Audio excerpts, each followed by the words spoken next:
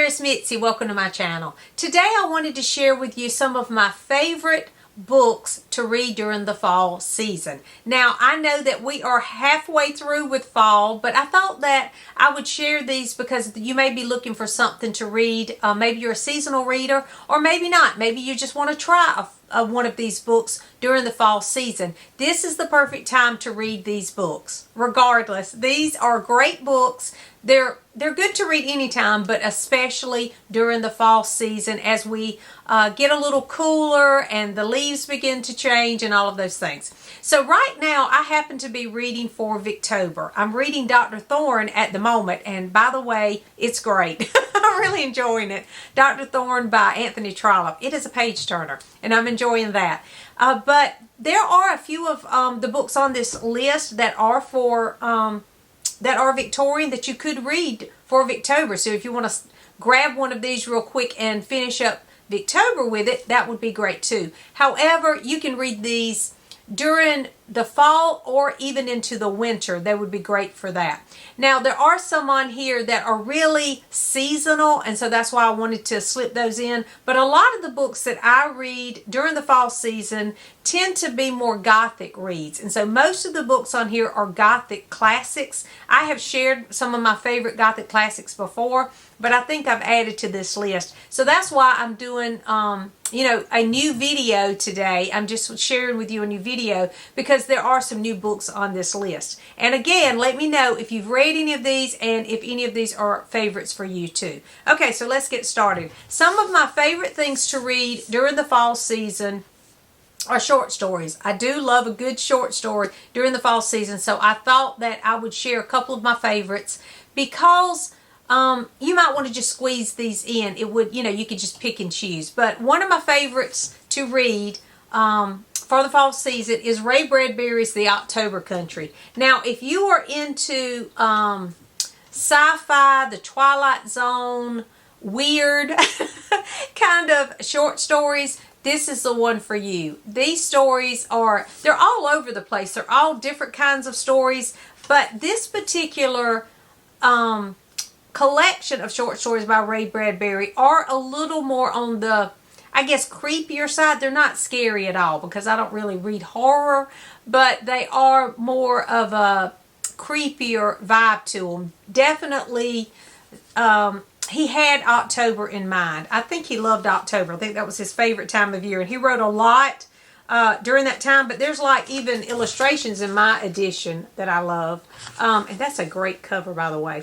But this one is a great one for October, as well as his novel, Something Wicked This Way Comes. This is fantastic. This is fantastic. If you like a carnival kind of feel to your fall reading, this would be perfect. This is definitely set during October, during carnival season, and there are so many layers to this book. I read this as a group read, and we all just loved it. There was so much to talk about, and again, I think I've still got my tabs in here. I don't want to take my tabs out because, y'all, I miss Alice. I read this with Art and Alice, and I just miss her. And this was one of the best group reads. And so I've kept my tabs in here just because sentimental reasons. But anyway, great one for a group read too. If you want to pick this up and read it with someone else, that would be good for a buddy read. But Something Wicked This Way Comes, great time to read that. This was one I read last year, and it was my favorite book of the year, so I wanted to definitely mention this. And this is also Victorian, so you could read this for Victober. I know we're halfway through, but I just thought about doing this video. Uncle Silas by Sheridan Le Fanu, and that picture is creepy, but really the book it is Gothic, but it's not as creepy as that. That cover to me looks scary, but this book is not scary. It's a page turner, and it is Gothic feeling. It has the old house feel and all of that. All the elements I love at this time of year. So Uncle Silas is great. Now this one is considered horror, and that is Dracula. It is not as horrific as a lot of the things that are written today, maybe because it is from the 1800s, maybe that's why, But it does have a couple of spots where it's violent. I will say that. But Dracula's one I think everybody should read at least once. It's really a great book describing good versus evil. And so for me, as a Christian, I have some boundaries with the kind of books I'll read. And vampires is a place that I'm kind of iffy about. Now, I have read, back in the day, I read some vampire books when I was in middle school and stuff. But when I got older, witches, vampires, and things, I don't know. I was just convicted that I shouldn't be reading some of that stuff. And so with this one, though, Dracula is definitely the evil. He is definitely the bad. There's no gray areas. And so when there is a witch or a vampire or something that is definitely the evil, the bad, in the story, I am fine with reading those because it is a good description of good versus evil. And the problem I have with a lot of these, you can read whatever you want to. This is personal. This is just for me. When I read some of these books and they celebrate, the evil, that's when I have a problem. I'm not celebrating evil. So in this particular book, though, Dracula, there is a great discussion that you can have as a group read or a buddy read with this book about how good versus evil is conveyed in this story. So I think it's a great book. Now, I will say that the women, the way that he writes the women is laughable. It's just laughable. But I enjoyed it. I was not offended or anything with the way he made the women helpless and almost just dumb. But anyway, I enjoyed it. I thought it was a great book, and that didn't bother me at all. If that kind of thing bothers you, though, you might not want to read it. But for me, I just, it was the times, it was his idea, and, it's his story. He can write it however he wants to. But anyway, I did enjoy Dracula, and I highly recommend everyone reading it at least once in their lives. Okay. And then I have a couple of Daphne du Maurier. You know I love her, and one of the most famous ones that everybody has on their list during the fall is Rebecca. This is the book I started with Daphne du Maurier. I loved it, and I have been on the hunt for a Daphne du Maurier writer ever since, someone like her. I don't think anyone wrote quite like Daphne du Maurier. And some of her books I have absolutely loved, like Rebecca, My Cousin Rachel, some of her short stories, and some of them I have been like, what in the world are you doing in this book? So I have had ups and downs, but for the most part, in general, I like most of her books. And so Rebecca is definitely one that has that feel. It's suspenseful, and so it's a good one to read. Hang on just a second. I was about to knock those off. It's a good one to read during this time of year. Daphne du Maurier's Rebecca. Another one I pulled off my shelf. This is like one of my favorite books in my collection. My husband surprised me with this a few Christmases ago.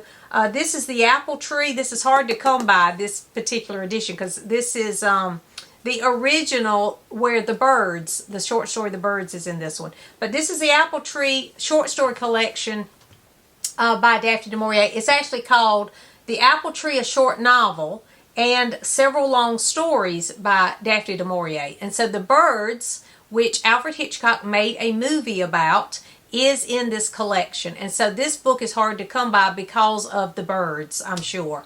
But The Birds is a great one to read during this time of year. Now, the short story is a lot different than the Alfred Hitchcock movie. They are based on the same thing, but they're not exactly the same. If you've watched the movie, though, you could definitely read the short story and get something totally different from it, is what I'm trying to say. So anyway, The Birds is in this collection, and that's a great one to read during this time of year as well. My favorite, though, the classic that I read every single October, is the short story, The Legend of Sleepy Hollow. I love this paperback. I have The Legend of Sleepy Hollow, I think, in like 3 or 4 collections by Washington Irving. I have read other Washington Irving, of course, because I have so many collections, but still, The Legend of Sleepy Hollow is my favorite. Some of them I don't like as much. Some, are pretty good, but The Legend of Sleepy Hollow, it's a masterpiece. The way he tells that story, it's so funny. I I just think it's the funniest thing because he's playing on, this guy and how he pretty much scares himself with all of his superstitions is basically what he's doing in that story. And I just find it to be funny and entertaining. And I love to read that during October. I just think it's a masterpiece and I love it. So The Legend of Sleepy Hollow by Washington Irving is definitely one to read this time of year. If you have never read The Legend of Sleepy Hollow, it's a short story. Please find it. Please find it and read it this year. And then, of course, Edgar Allan Poe. He is always a great one. You can pull one of his poems if you're short on time, or you could read one of his short stories. Now, some of his are pretty creepy, I will say that, but I do enjoy reading some of Edgar Allan Poe's. It's like with any other, some I enjoy more than others, but Edgar Allan Poe, if you enjoy Gothic, he is the person to read because he pretty much was the beginning for us of Southern Gothic fiction. So Edgar Allan Poe is one I would highly recommend. Now, there are tons of books in this room that I could still pull from my shelf for fall reading, but I can't go through everything. And again, I just pull things. So I may miss your favorite because like I don't even have Frankenstein on here. Frankenstein would be a great one right now. And Frankenstein's a favorite book for me.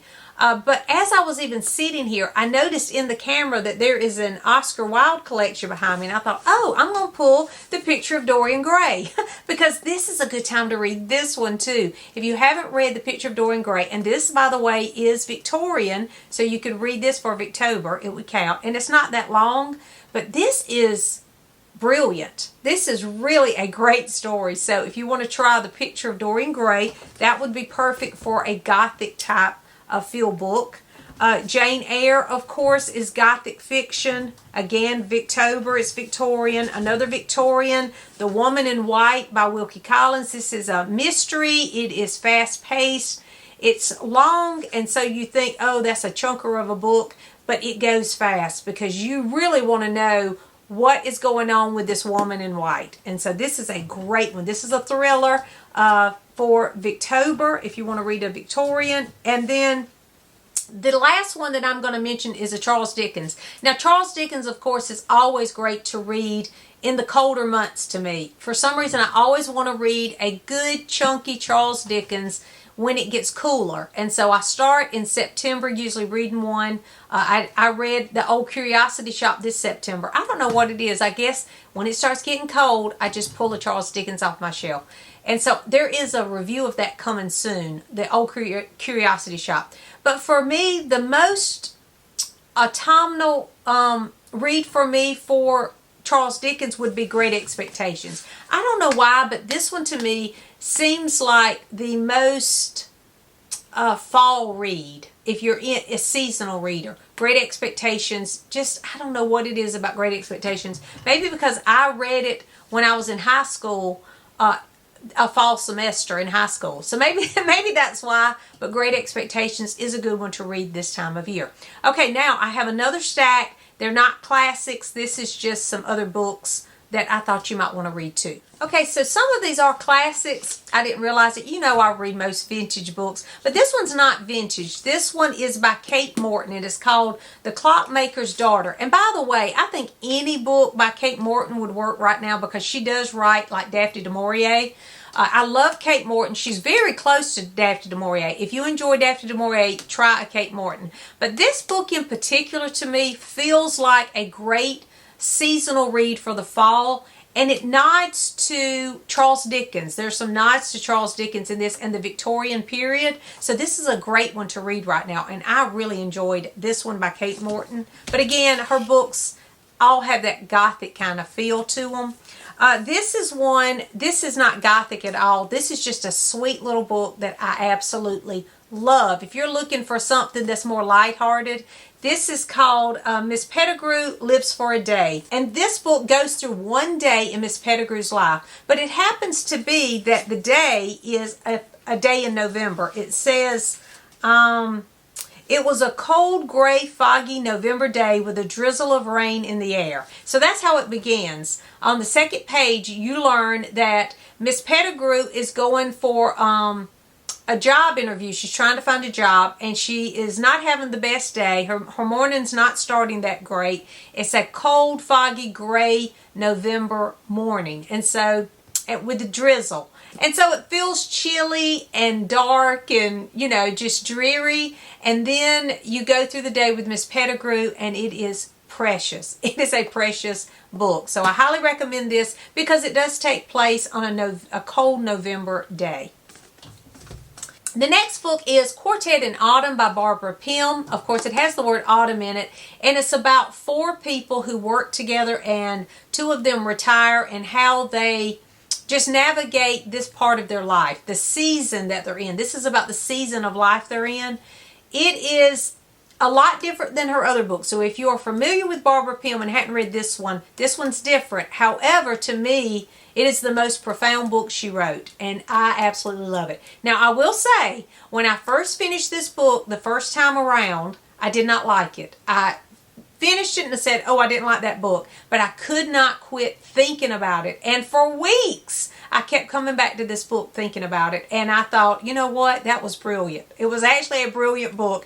The reason I felt like that, though, when I finished it was because it made me feel uncomfortable.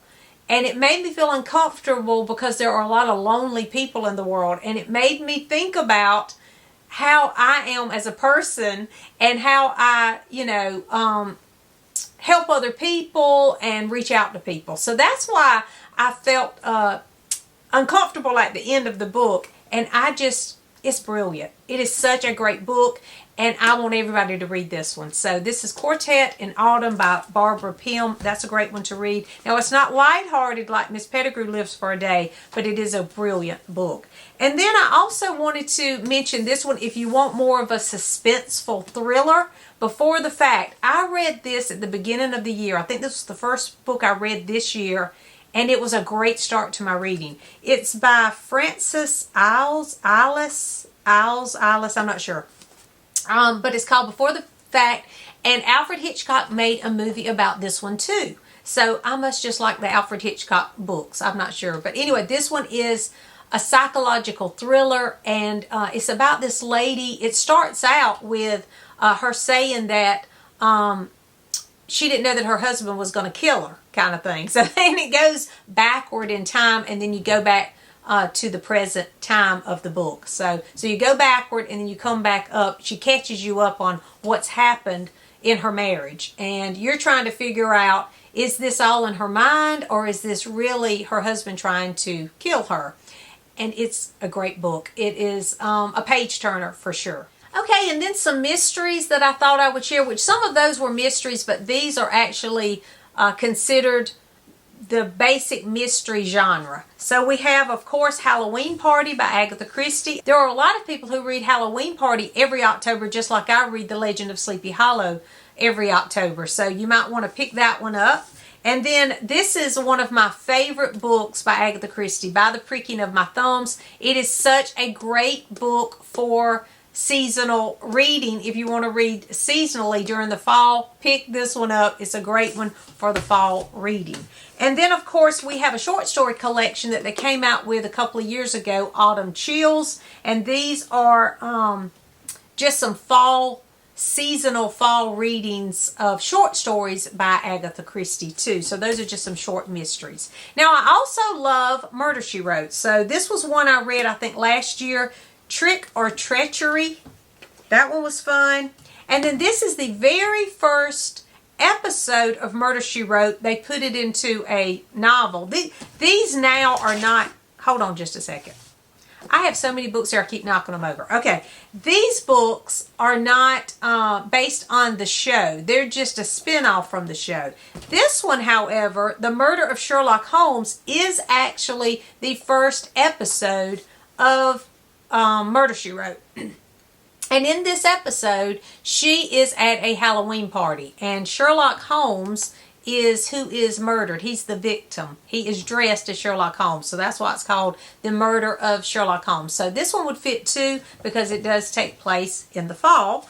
And then I didn't want to forget to mention this great series, The Cider Shop Mysteries. If you've never read this little mystery, there's only 3. It's a trilogy, and unfortunately there's only 3 because this was like my favorite cozy mystery ever. But these are set at different times of year, but they all feel fall to me because they're set on an apple orchard farm. And the main character in the story who solves the mysteries, she sells apple cider on the apple orchard. So we have, I think the first one is apple cider sleighing, which if you can look by there, there's a Christmas tree, but still, I think you could read these in the fall. And then the next one is the cider shop rules. Now this one actually looks like a fall, can you see that? It looks like a fall picture. And then the last one is pulp friction, and I think this takes place in the spring, I think, or the summer, because I think there's a wedding taking place. However, they all feel fall to me. So the Cider Shop Mysteries is a great cozy mystery to start during the fall season as well. Now, that is a lot of books. And there are so many more on my shelf. So let me know if any of these are a fall favorite for you. If there's one here that maybe you're interested in that you've never read before, let me know that too. Thanks for watching, and I'll see you soon.